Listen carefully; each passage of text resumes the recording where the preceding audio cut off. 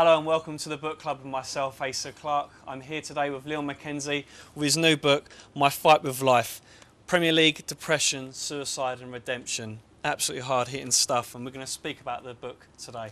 Leon, how are you? How you doing, pal? I'm not too bad. First of all, the title itself, My Fight with Life, it pretty much, that's how it is, really. Yeah, of course. It took a lot to write that book, and I've been through a long journey, up and down. But for me, I just got to a place where I was approached to do that book when I came out of prison. And when I went into that isolated place, I'd been doing some writing anyway, and took it upon myself to start writing and finally have this book in place. So it's great to. I mean, my life's in the book, so it's great to put it out there. Yeah, I mean, in the book itself, you speak a lot about the troubles that you went through in regards to prison and how you eventually ended up going to prison. But obviously, along the way, you've had a lot of things like injuries. Yeah. You said also in the book you suffer from depression, and to the point where eventually it led to potentially committing suicide. You That's actually correct. tried to. Yeah, that's correct. I got to a really low place in my life, and throughout my life, I've made some bad decisions, and in doing that, I've had to, face consequences. Even going through, divorce, like anyone can go through. I lost my sister to suicide at a very young age. Had money, lost money, just bad decisions and a lot of failures in my life. But I've also been successful at the same time. At the back end of my career, I suffered from some horrendous injuries, and I didn't really know how to cope with it too well. I felt like I wasn't in control anymore. It was getting taken away from me, something I'd been playing for a good 18 years or so, and I just didn't control it a great deal, with my mind. And again, things snowballed in my life. Right. So bad circumstances that happened in my life, I didn't cope well with, and it just snowballed. I didn't really have I wasn't brave at that particular time when I was going through it to speak out. I didn't really know who to turn to. There was lots of issues that I was facing, but for me, positively, to come out of it and do what I'm doing now in a positive way is the most rewarding.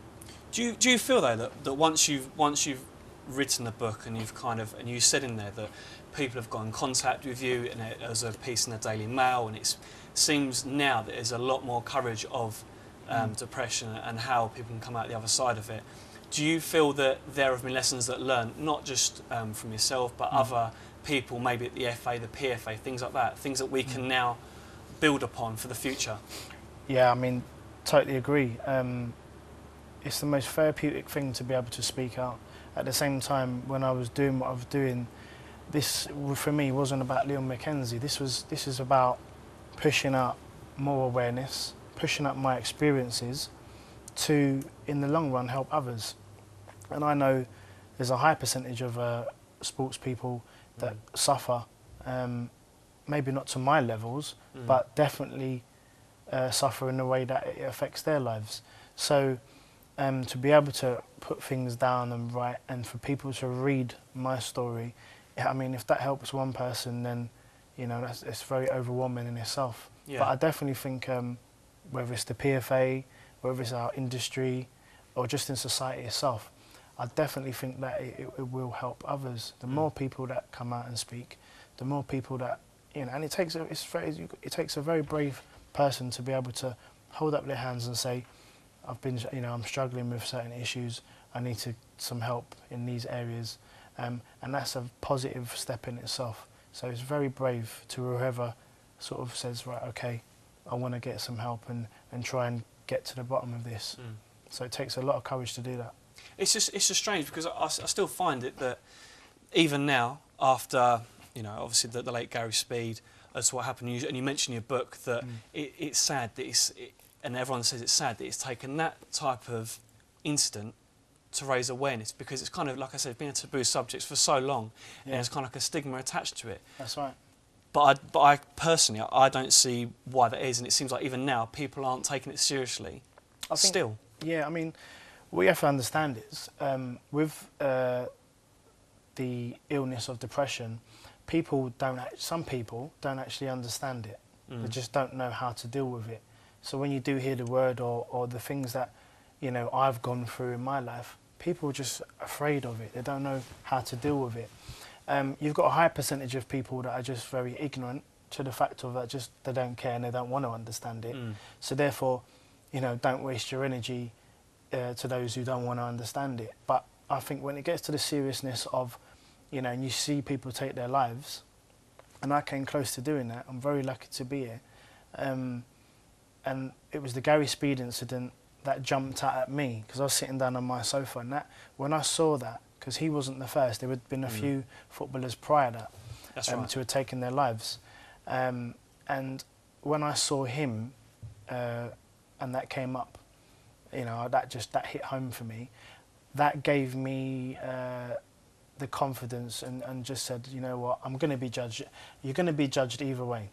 Right. Right. And that gave me the confidence to be able to speak out and just try and push it out there, because I had been suffering, and I'm very lucky to be here. And I saw it as kind of like a blessing that I'm still here, because when I looked at what when I looked at the sad tragedy that Gary Speed had done, you know, that could have been me. Yeah. Do you know what I mean? And that was the reality for me, to be able to say, right, enough's enough. I don't want to keep seeing this. I need to therefore push, you know, my experiences out there and just push it out there. Yeah. I mean, in the book as well, you mention your work with the PFA, trying to get this pushed out there. Can you explain to our viewers, you know, what work you are trying to do with the PFA? Well, I've had several meetings with the PFA.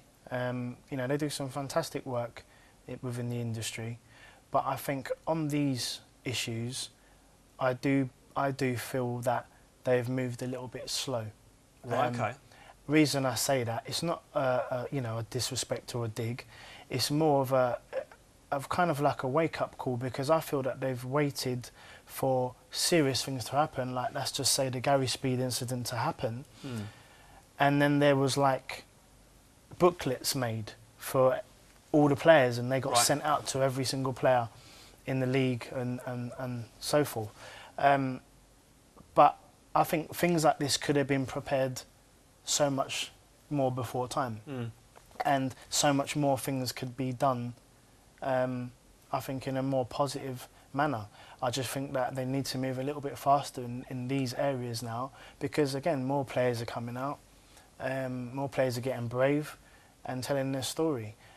So let's have more support within the industry. Let's have more support for these players that are going through what they're going through. Not asking to feel sorry for us.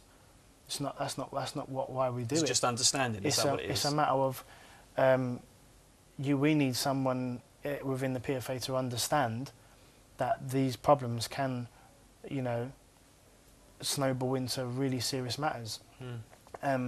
When you pick up the phone and call the PFA, and I've done it. I've picked up the phone and I said, yeah, I suffered from this, and I'm sort of still kind of struggling, and what do I kind of do? Sometimes the person that I'm speaking to at that particular time might not have understood depression. Right, I see. So why I say that is if you don't actually understand depression, you're not going to really be too comforting on the phone. Do you know what I'm saying? Yeah. Do you know, does that make sense? I feel that there needs to be people straight away within that field who can say, okay, Leon, I can't actually, I don't really know how to sort of deal with that right now, but just bear with me, and I'll put someone on the phone right now who is more familiar with what you're going through, and we can, you know, get help. I just feel like it's been a little bit rushed in occasions, and there's other incidents that other footballers have you know, spoken about, and it's the same. So I think that needs to improve. It's not even, it just, things need to improve, and that's really the bottom line. Yeah, because it to me, it constantly seems like like you said, there has to be a major incident for something like this to be brought to attention. That's right. And it seems to me like you've got the PFA are just kind of stuck in a rut. It's like, but they're stuck in old times. There's some things, even things that people have spoken about, like the homosexuality. And people are saying that they're desperate for a footballer to come out because it's saying that they're going to be then the person everyone's going to look to kind of make them aware of it. Yeah. And I just don't see why that they're so desperate for it, because surely a player will want to come out, or he'll want to make someone aware of it when and it's his own time. I mean, I'm involved with a company called EWM at the moment, which stands for Elite Welfare Management. Right. The founder of that is Vincent Perricard, who used to play at Portsmouth and so on. That's right. And Stoke. It's a company that is trying to provide a better welfare for players. Right. And that's a support network in everything, you know. And to provide them services, again, there's so much to offer. They've got a beautiful retreat location in Manchester, right, called okay. Catesholm. You know, Gordon Taylor's even been there and seen it. What's his view on that? What's his view? His view is that it's great what we're trying to do. Right. Again, the tricky thing to it is there, you know, there's got to be some form of funding from the PFA to move things on. Right. If you don't get that funding, it's very hard to kind of get kick-started of where we're trying to make the areas stronger. Again, there is other things that are going on that the PFA are looking to as well. But I feel that something's already there and we're kind of ready to go and it's already set up. So, you know, you put in your money in lots of different areas. Why not put it in areas where it could fundamentally save lives? Yeah. It makes more sense to me. But again, when you're dealing with the money aspect of things, it becomes a business.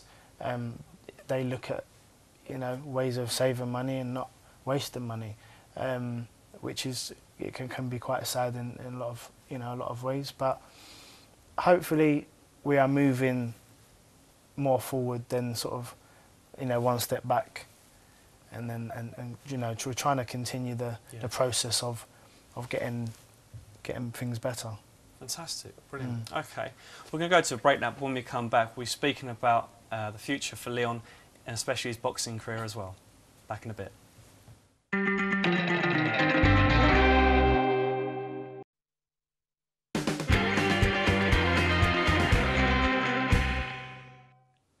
Hello and welcome back to the book club and myself, Asa and Leon McKenzie, speaking about the book, My Fight with Life. Before the break we spoke about depression and the FA and the PFA and what they're going to do.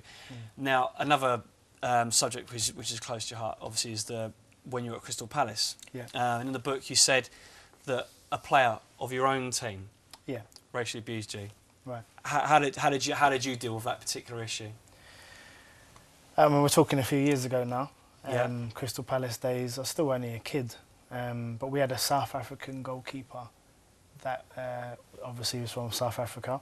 Yeah. And I think the problem we have sometimes is just the culture kind of thing is obviously a lot different.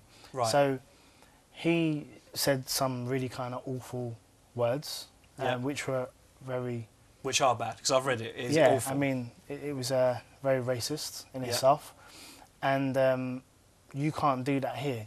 It might be able to, it might be allowed to where he was from, but that can't happen here. So when he obviously racially abused me at that particular time, I took it upon myself to kind of really just lay it down, and I defended myself with what I know best, and he ended up on the floor. So basically you whacked him? Yeah, I did. I mean, it's not something I like to get into, but again, in the book it explains it in great detail to why I did. It's quite brave though. It's quite brave. So again, I mean, how old were you at the time when it happened? Maybe around 18, 19, can't really remember. So even at that point, you decided that's not right, and I'm not having any of that. Now, it's strange because then when you look back to last season, when you have John Terry and on Ferdinand and what was said on the pitch and how it all went about.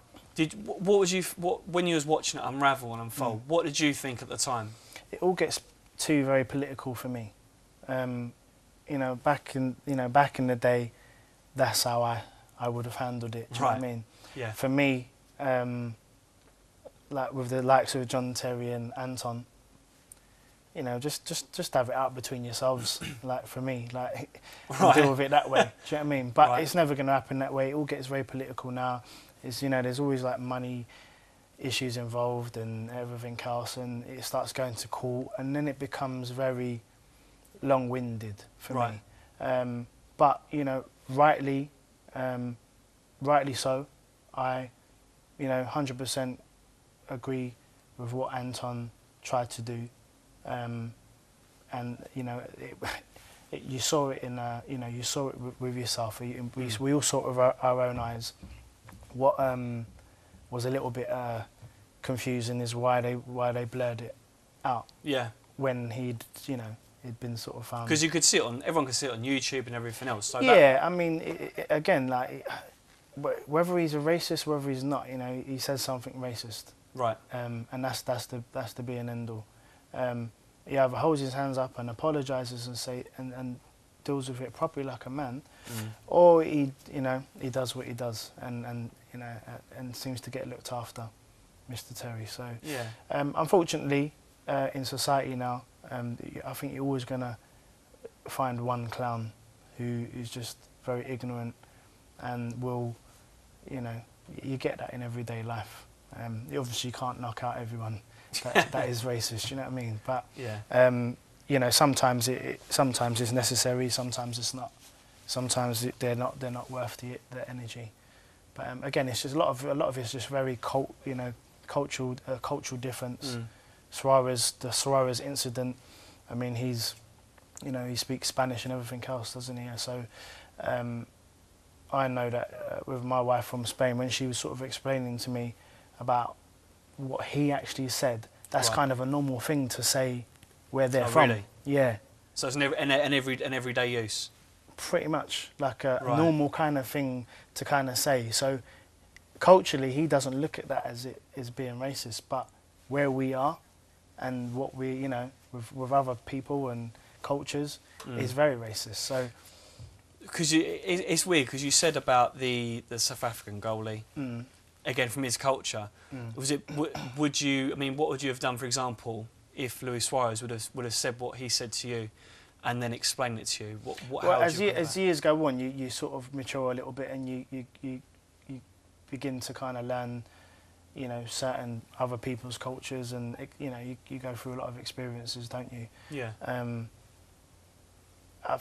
mean, I can't really say if he was or if he is, but I know that the cultural difference does play a main factor in some of these foreign people that come over, and I think it's probably down to us as well to maybe culture them when they educate them. Yeah, educate them when they come over, to say, you know, to know, like, okay, this is where you sort of can't go, and this is where this is what you can't say, because you know sometimes they just don't know.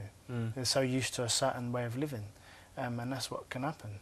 Well, because like I say, the FA today have actually announced that they're bringing in a new rule or like a kind of governing body to kind of basically say about the educating the players, and that's what they've said, that David Bernstein said that he wants to happen as well. Well, brilliant.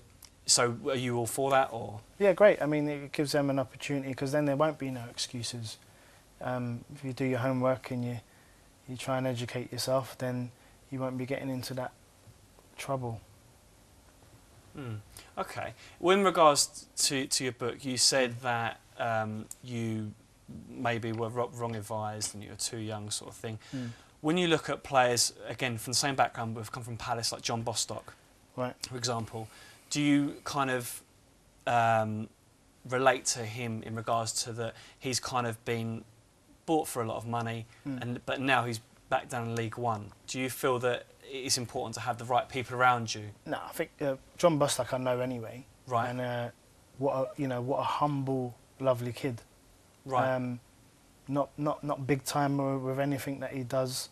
very honest person. With that, I just think he's just been unlucky. Right. Maybe the wrong managers at the wrong time, maybe the wrong moves at the wrong time. Sometimes in football you can just go and you get the wrong move, and one manager can dictate your future, can dictate your career, and that's the hold that some football can have on you. He's just been unfortunate because he's got great ability. He's played at a high level.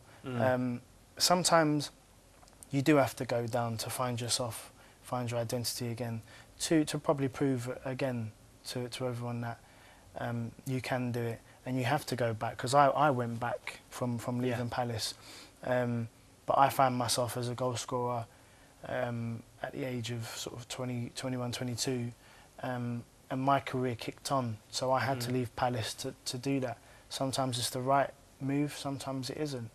I think with John, again, it's just opportunity and being able to express yourself when given the chance. And with me, I made a lot of bad mistakes along the way. Yeah. A lot of bad mistakes and failed a lot, but I still gained success out of that. The failing did sort of strive me to the success I got. I played at the top level and scored goals at the top level. And considering the injuries I had, which pretty much half of my career. Yeah, exactly. I'm very pleased to come out of it, 18 years or so later. And 18 years so later, you're now boxing? That's right, yeah. Again, that's in my blood. Something that I'm very familiar with since the early ages of 7, 8 years old. Been in and out of the gyms, and I sort of, we've been thinking about things. I spoke to my dad and Duke, and we think that we can go in and do something. And it's not going to be a long journey, obviously. Right. I'm at the age of 34 now, but I'll tell you something that I really do believe that I can go in and get to, we're looking at around sort of British level at some stage. But we will see. We will see. So in regards to, it's strange because you've seen Flintoff go from a sport like cricket into boxing. What do you think in regards to that? Because the fight itself was a strange one. He had a lot of public backing. What do you think of him? I mean, he got obviously a tremendous amount of media attention. There's one thing I've got to understand, that any man that decides to go into the ring, he's a very brave man. And I'll give him, the utmost respect for having a go. Should he probably fight on? I mean, that's for him to decide. And looking at it, he's definitely got a lot of work to do. Right. But no taking away, no too much respect from him. Maybe it's not really the path he should go down, but fair play for having a go. Maybe it was a dream of his, and he's fulfilled that to go in professionally. With my story, it's a little bit different because it's in my blood. I've been in and out of gyms all my life, and it's just my story is just a little bit different to his. He's gone from like a successful cricketer straight into like boxing. That's hard doing. With me, I've been in and out gyms all my life, so I kind of, I kind of always had it on my mind to maybe go in one day, but the football took off, so that's something I had to, brilliant, to go for. Brilliant. Well, okay. Well, good luck to Leon in regards to his boxing career, and thanks for coming on the show. Remember, my fight with life. Thanks very much for watching. Thanks. Goodbye.